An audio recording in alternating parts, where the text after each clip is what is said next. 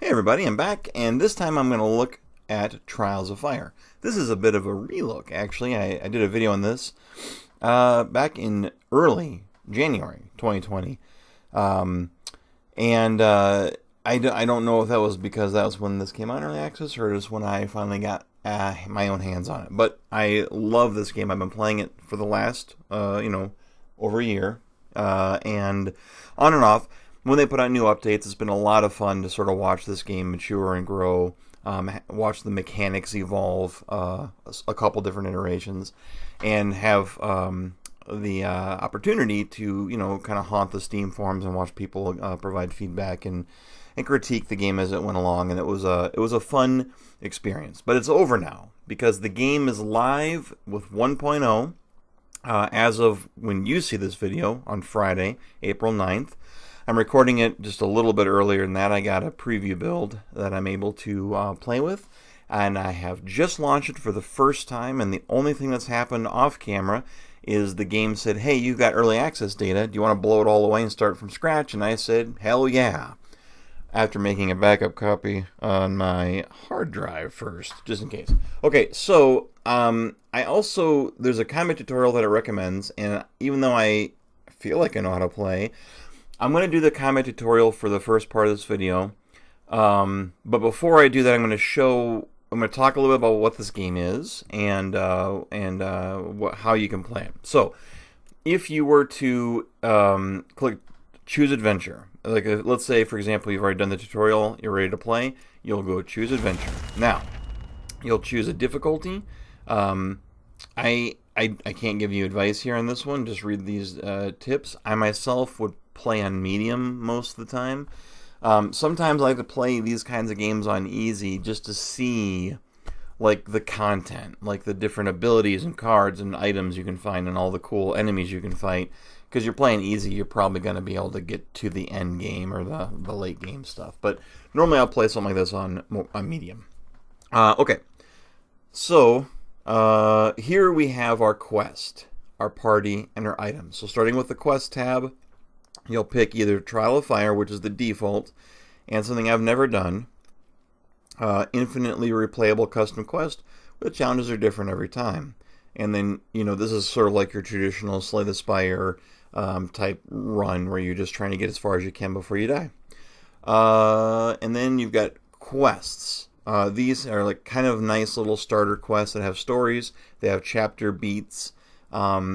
They can be longer or shorter. They give you an approximate run time. You can, of course, save and quit whenever you want. This is not something you have to run through all at once. You have a daily challenge, which gives you specific starting gear you can't change. And then you've got the seasonal seasonal thing. I don't know much about this, because this was added, I feel like it was added after the last time I dived into this game. So I don't know much about this. But if I find out anything more about it, I will, update this channel. Okay, so Trial of Fire is where you'd want to probably, where most of the time we're going to go. I've actually run through the Water Gem quest in early access. It's nice. I like that these quests have kind of like pop-up like story beats, which is kind of cool, and specific like objectives to complete and enemies to fight and like bosses and things like that. So once you've picked your quest, you go to party and you pick your class. Because I've reset my data, this is what everyone's going to see if they've never played this before. You have a warrior, a hunter, and an elementalist. This is like your traditional fighter, frontline fighter. This is your kind of long-range bow type character. And then, of course, like a mage or wizard type character.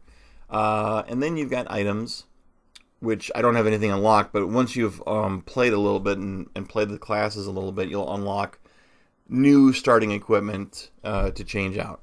So the way this game plays is it's a top-down, procedurally generated land, and as you move your party around to explore areas, you'll be introduced to story beats and challenges to like read through and decide what to do.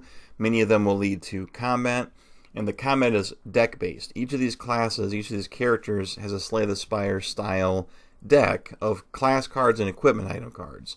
So this Bone Sword is putting a double strike card in my character's deck. Occasionally it will show up, I'll draw it, and I'll play it, and I'll melee attack for 2 damage, and then melee attack for 2 more damage with this card. Same with armor, and there's a few other cool things you can sort of,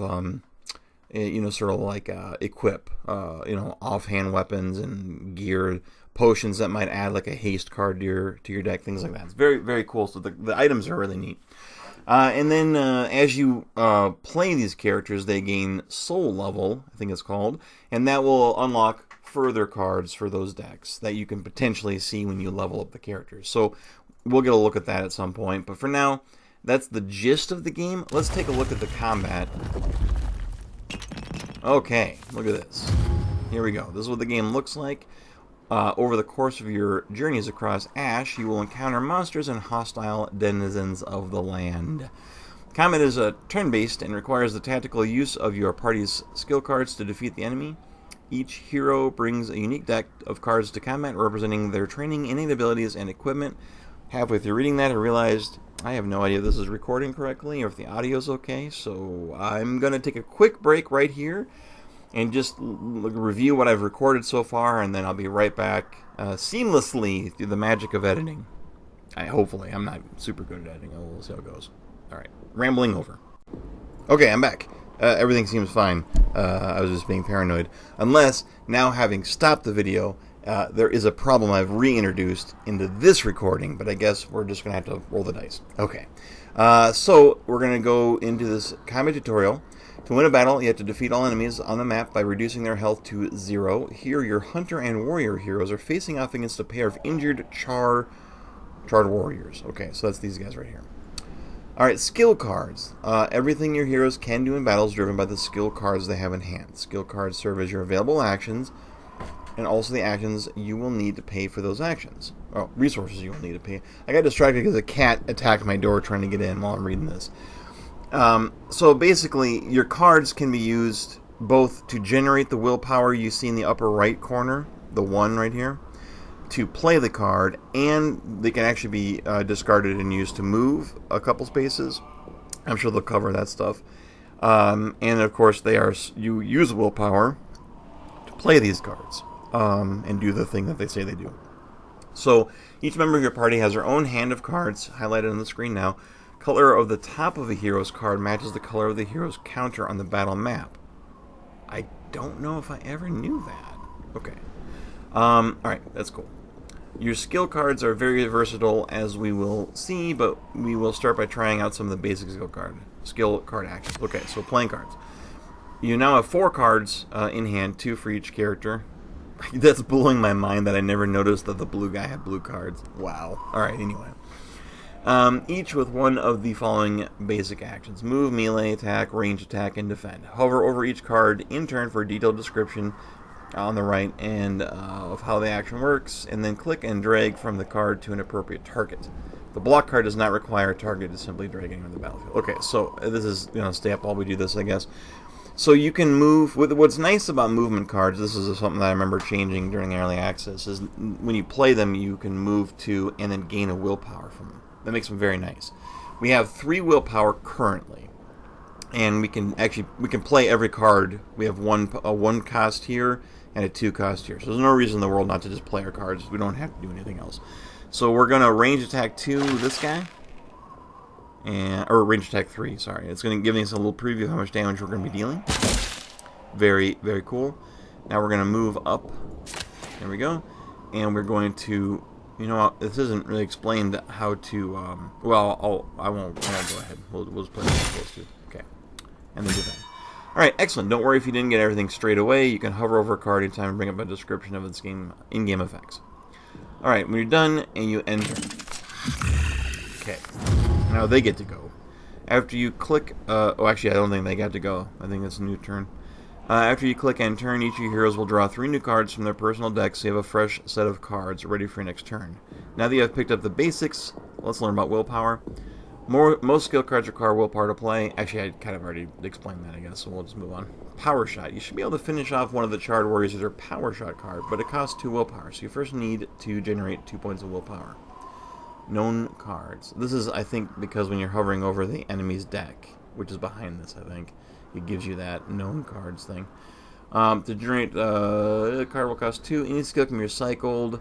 Let's recycle 1 card from your hunter hand and 1 from the warrior's hand and generate the acquired amount. Okay, so we don't need 2 swipes. We don't need swipes here. So now I've got 2 willpower. So I have enough to play this powered shot. With this guy. Boom. Satisfying. His whole deck goes away. Enemies have their own individual decks per model on the field too. In addition to generating willpower, any hero can recycle a card and move 2 spaces on the board. So we're gonna right-click this, and it's gonna allow us to move. I thought I heard a cat picking a lock just now. It was terrifying. Combo strikes. Now that your hunters are in place, he will be able to assist by attacking the charred warrior. Use your remaining swipe card to attack the enemy. This is the combo strike. I could have killed that last guy off if I had not blocked, but rather ditched the block card. Oh, you know what? That wouldn't work. Never mind. Don't worry about it. Okay, so we're going to ditch this block card. We're going to attack. And then that gives this guy a combo strike because his positioning was in good place. He didn't have other enemies around him. So that, and this guy, I think, well, they'll probably explain the requirements. But basically, when he attacks anything adjacent, any allies adjacent, get a free swing. Hopefully noticing your hunter join then the combo strike for an extra damage to finish out the charge. Positioning your heroes properly to take advantage of the terrain and combo strikes while limiting your opponent's opportunities to gang up on your own heroes. Enemies can combo strike you is as important as the cards you choose to play each round. Yep. Okay. Powers are a different type of card. Rather than having an immediate effect, they have an ongoing passive bonus. So we're going to hover over Adrenaline. Each time you play a card that deals melee damage, you gain a willpower. Right. So, this is a very powerful card. They'll explain it later, but this 8 over here, the power is active until you take the damage listed here. So, if you put the Adrenaline on a character and he takes 8 damage, when he hits that 8th point of damage, he loses the Adrenaline power. So, that's how powers work. Otherwise, they last till in the combat. Hover over the Adrenaline card, read his tooltip on the right. I'll leave that up for you guys to read. Okay, so you need to recycle other cards to play the effect. So, we have no choice but to recycle, to move. We can actually just recycle this card and gain a willpower, or move and gain a willpower. I don't know if there's a difference. So we'll just play. Actually, once just recycle it. Okay. We're going to put this down. Well done. Now you can preview the power on your heroes or enemy's character by hovering over them. They each have their own health. That's the number I was talking about. Okay. Defending. We come to the third way to use your recycle cards. Hover over the recycled shrine at the top of the arena for a reminder of how to do stuff. Unspent recycle cards provide 2 defense to the hero when you end your turn. Wait, I don't think I knew that. Any recycle cards that are unspent when you end your turn will be converted to 2 defense for the owning hero. Try this now by recycling your remaining cards. Okay, notice the +2 displayed on your hunter. This indicates that if you end your turn right now, you gain 2 defense before the enemy's turn, as long as the recycle card is not spent for willpower or movement. Okay, so that's very cool. I don't think that I knew that. Or I just forgot. I haven't done a tutorial in like a year and a half. Alright, let's end the turn. So now we both have a little bit of defense. He's going to attack us. Actually, he's going to play his own power. And then he's going to attack for 2, which won't get through our defenses. No big deal. And then now we're just going to take this guy out. During your enemy's turn, hopefully notice 2 things. Your defense preventing you from taking damage, and your enemy also played a power card. You can hover over him to see what it is. He'll get a willpower, never, because he'll die this turn. We are going to... I guess that's all there is to it. Well done, you have completed the combat tutorial and seen all of the basic effects in action. A few reminders. Any skill card can be recycled to move a hero, provide an extra willpower, or provide a little bit of defense. Recycling cards is key to making the most of each turn. Use what you've learned to defeat the remaining charred warriors. Remember to refer to the card and recycle shrine tooltips for a description. Now, the only thing I don't know is the last time I played this, they had changed it so that you had a maximum hand size of 4.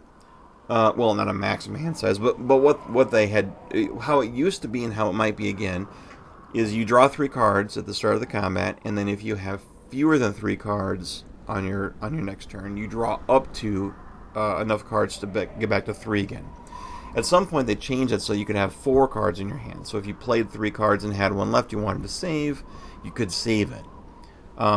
There was a time when you had to have an empty hand to end your turn. You had to get rid of cards that you didn't play to end your turn, and you couldn't save 1 card in your hand. Then you could. So I'm curious if they've changed that or not. So we now have an Elementalist who's got Flame Fan and Force Missile.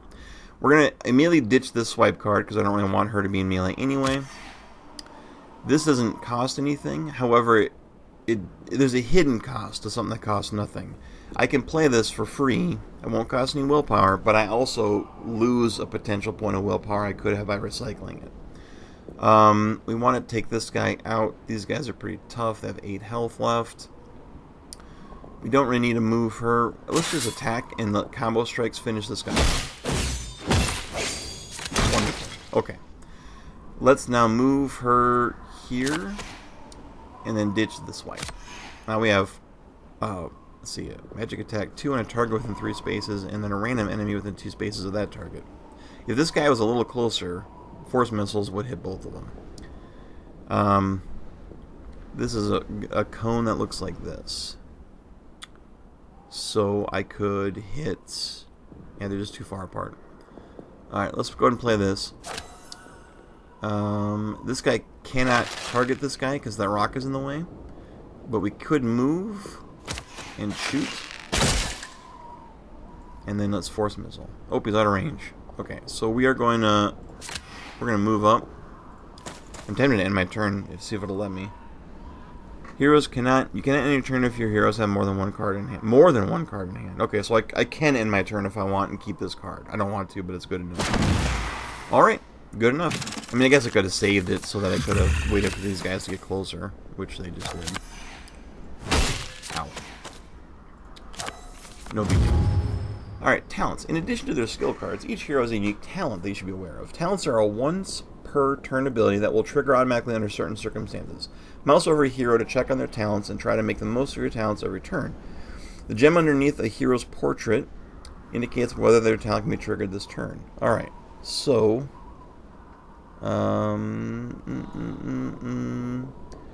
First card you play each turn costs 1 willpower. Taunt once per turn after you play a card and are adjacent to an enemy, defend 2 on all other heroes. Once you, oh wow! So if I move her close to an enemy and play a card, then defend 2 on all other heroes. That seems really good. So let's get close to an enemy. Let's see. Oh, you can undo an action. That's good to know. I don't want to do that though. So we're gonna swipe, which should give all my guys defend 2 because I'm adjacent to an enemy and I'm playing a card. And it did, and the gem darkened. That's pretty good. I like that. We might want this block for willpower because we have with this guy here. We might be able to kill. Can I reach this guy from here? No, I'm gonna have to move. We don't care about this because I'm hoping to kill this guy. All right, let's do this, and then we're gonna get rid of this. Let's get rid of that. Alright, let's move up. And melee attack 4. That's a big hit. Alright, we win. That's how combat works. Combat in this game is very satisfying. It's tactically satisfying. It's all about positioning and playing your cards and having a good curated deck based on the choices you make in the adventure part. Okay, so speaking of the adventure part, let's do a trial of fire. I have never done this before. I think this mode was introduced during early access, but I didn't do it. I've only ever done the water gem. I keep doing the water gem over and over again just so I wouldn't see a whole lot of stuff before the full game came out. So you can pick your game length. It could be a short one or a long one. I don't know. I don't know if it matters. I do like the idea that Trial of Fire is a quest like these with various stages to them. So there is an ending, I suppose. I don't think it just goes on endlessly. There may be an endless mode. I'm not sure. Let's see here. Standard length. This seems all fine. We'll just leave all this alone. We'll just do this. All right. The settlement Terralin is dying. You must track down the leader. Who's ventured out into the grasslands. I think this might be a random objective. Okay, welcome to Ash. To complete your quest and save Terralin, you must undertake a perilous journey over the surface of a ravaged planet. Follow the golden objective marker to reach your next quest destination. To keep your supplies up and find equipment and weapons crucial to your quest, the party must visit points of interest highlighted on the map. During your journey, you need to keep track of your party's fatigue and morale. Keep an eye on your party's fatigue level in the top in order to keep in top fighting form. keep your party fresh, be sure to rest regularly by clicking on this image. There's a little button there, I think. You will get the most benefit from resting in ruins and settlements where you can find shelter from the harsh conditions of ash. Resting requires food supply. Because of the urgency of your mission, you only have a limited time to complete your objective before despair overtakes your heroes. Take some time to explore, but keep morale high by making steady progress in the direction of the objective marker, is what it means. Bookmarks. You can always view your party's inventory as well as their items. From here you can manage and view your hero's combat deck and rearrange equipment. To return to the map, you click on this button down here. Choices matter. The game constantly saves your progress. You can leave and drop back any time, but there's no saves coming. Be warned, the Land of Ash is brutal and unforgiving, and death in Trial of Fire is permanent. I mean, until you click New Adventure, then the characters are ready for you to use again. If your whole party is defeated in battle, you need to start a new adventure, so be careful out there. Good luck on your journey. Begin your trial. You know, I have to say, I'm really pleased with the tutorial and the explanation of how to play. That's some pretty good stuff. They did a good job on that, I feel like. Okay, so here's our characters. You can see we're probably going to get pop-ups because we've never been into these screens before. But we've got some abilities. We have what looks like a really nice ability. That's cool looking. We got some movements, some swings, some improvised attacks that can be either melee attack or range attack, depending on what we need. A couple powers, a couple big hit range shots. Here's the weapons and armor. So she serves the bone sword like we looked at. So, oh, you know what? Is that strike through coming? Okay, yeah. So the action, that improvised attack. Okay. And she must be blue, I guess, and then purple. That's cool. And then when you hover over a card in your deck that's provided from a weapon, you'll see that highlights and glows. Kind of a cool thing. That's new to me anyway. Neat. All right, very cool. So our objectives over here. There is a ruin right over here that probably has a battle, but likely has rewards. And there's also something right here, which probably doesn't have a battle. Let's just pop over here real quick. Okay. Come across the skeletal remains of a vast creature, a common sight in the Glasslands. You can hover over words for lore and details in the world. Spot a burrow opening nearby that looks large enough to crawl into. So we could crawl into it. I think there's an option, by the way, that I have turned on to show the percentage chance of outcomes. I just like that. I think it's kind of cool. But and maybe here in a little bit we can go through the options. But you can turn it off, I believe. So we have we're going to get food either way. We have 3 out of 10, so we probably should just go for it and get some food. Alright, well, we didn't get hurt. So we got some gold, or obsidian coins. We have 50 right now, so we're going to have 27 more. We got a piece of food. Crafting material is very important, because crafting is really cool. Crafting allows you to upgrade your weapons, so that the cards, weapons and armor, and other items, so that the cards attached to them become an upgraded version of those cards, which I thought was a really cool idea, and it's really satisfying to do that. And we have a leather shield, so we'll grab that. Does anybody use a shield? She can have a shield. We can give her a shield and give her another block card. There we go. See? Now there's a block card in her deck. Okay. Return to the journey, but I do want to go into, let's see. Story choice spoilers. I think, yeah. This is what I have turned on. It's off. It's probably off by default. I probably just have it on. You can have it drag to recycle, which means you have to. You will not be able to drag skill cards in the recycle shrine to recycle. Oh, I think I just like doing that, but you don't have to. This allows the developers to see anonymous data about how you're playing to tweak the game's balance. Like if everyone's dying in a certain boss fight, that sort of thing. Let's see, unlock features. Check this box to unlock everything. So this is actually neat. I don't know if I knew this was here, and I'm not going to do it right now. But if you just want to have all the stuff and be able to play all the character classes, feel free. The character classes do get progressively more complex in some ways, to my recollection anyway. So it's nice to have played the game a little bit and understand, how a character could be good or bad depending on your experience with the game. And then the intro movie. Okay, so that's pretty much all there is to that. Ultra. I mean, I'm playing in a window for the recording. So, all right. Okay, so now we could go back down to there, but we're gonna lose morale and stamina doing so, and we're gonna find other opportunities to explore things going the direction we're supposed to go. So let's just keep going. Okay, keep going. Oh, see, here are a couple of things. Let's go. We can get some materials here, and then it's a little out of our way. We can buy some stuff there.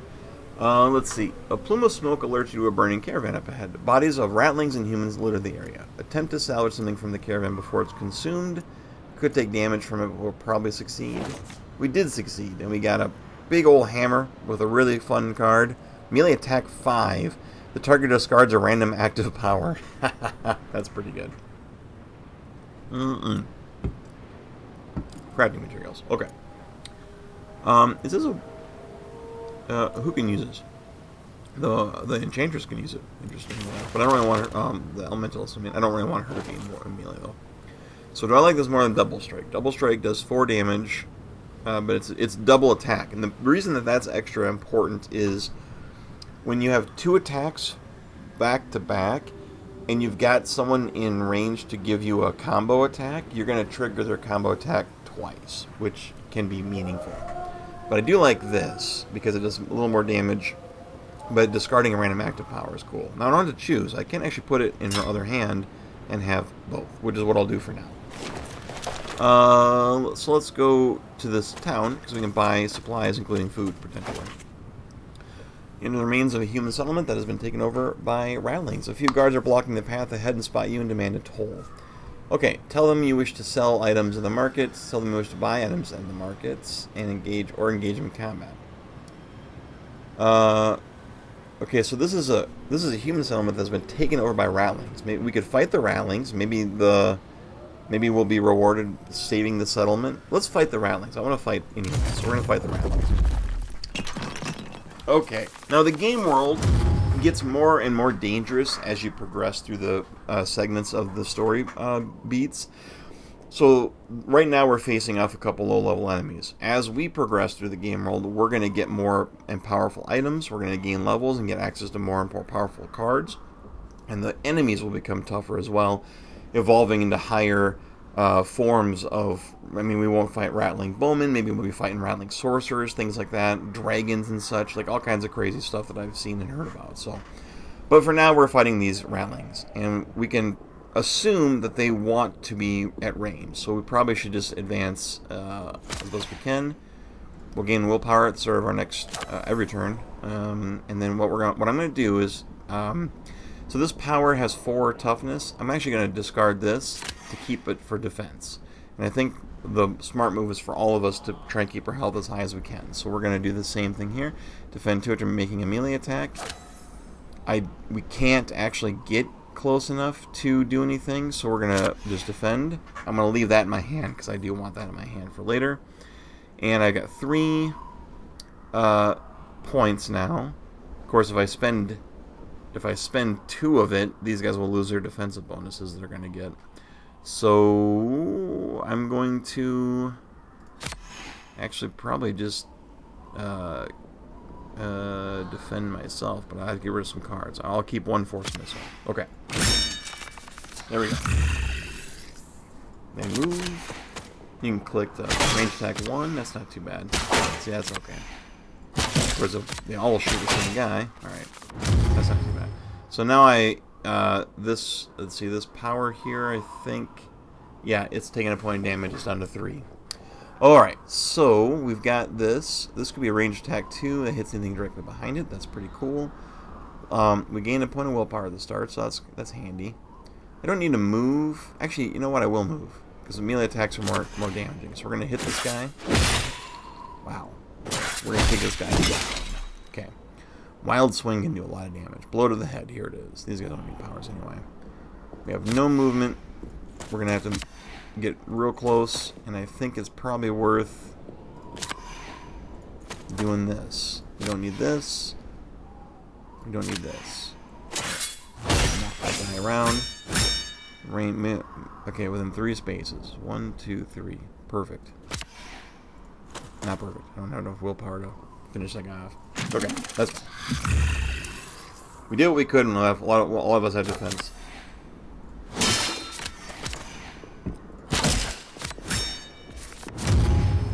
Okay, good. You're done. And we're gonna give this all... Give him... Wait. I can actually move up here.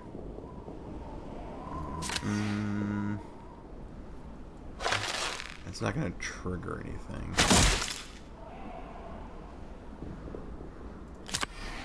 Let's do this. Combo strikes. Combo strikes. Yeah. Yeah. Combo strikes. There we go. That's how you do it. Okay, so I don't know if anyone took any actual damage. So, how armor works is your armor gives you extra health, and if you only take damage equal to what the armor is providing you for health, armor 1, for example, I think that's just like an extra point of health. I don't know how to look that up, but I'm pretty sure that's how it works. So, he took a little bit of damage, but he didn't take less than... he went down to like 10, so he didn't take any more damage than the armor provides, which means he's fully healed still.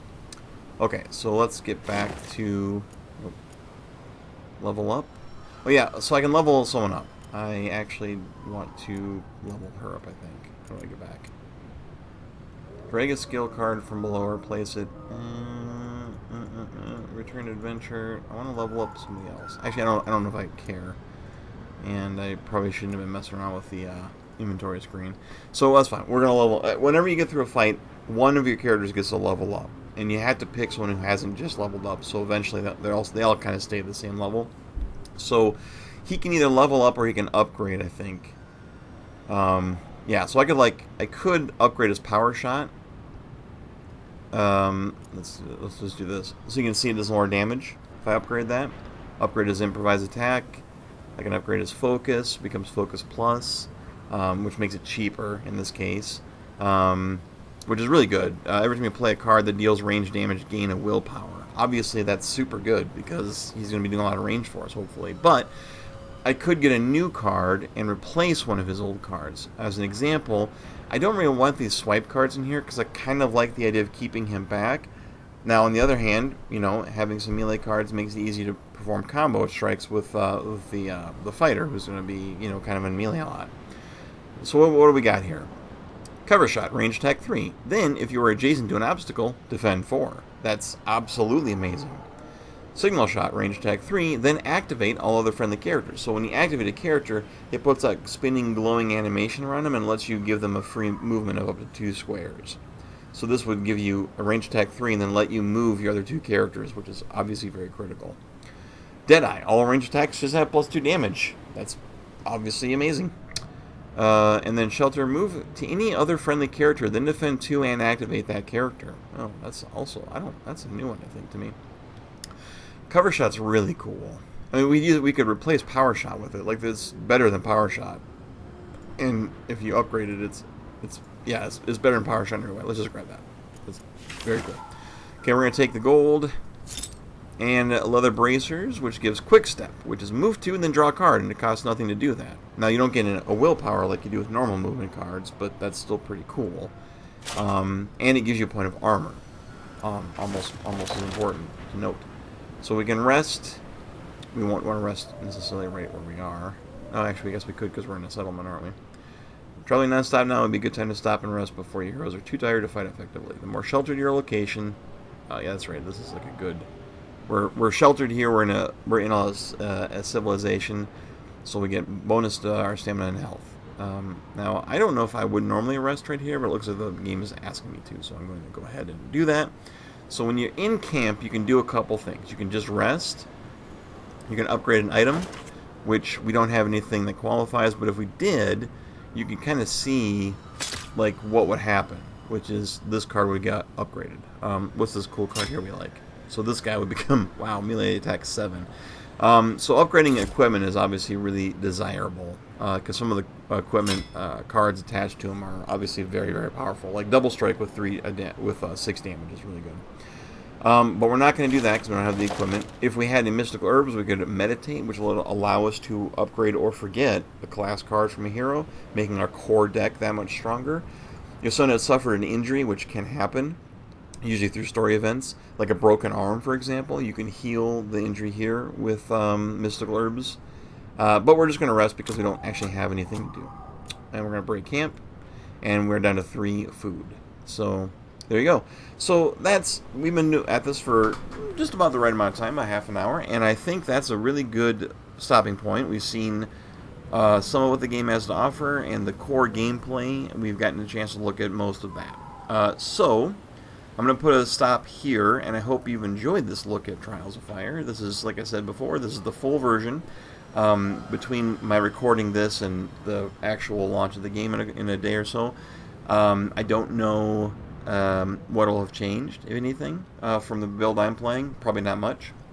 But I just wanted to get this in get this in front of as many people as I could. It's a really, really fun little tactical combat strategy RPG roguelike that I think many people who follow my channel and like these things I like would also really enjoy. So thanks for watching. I hope you had a good time, and keep on trialing of fires.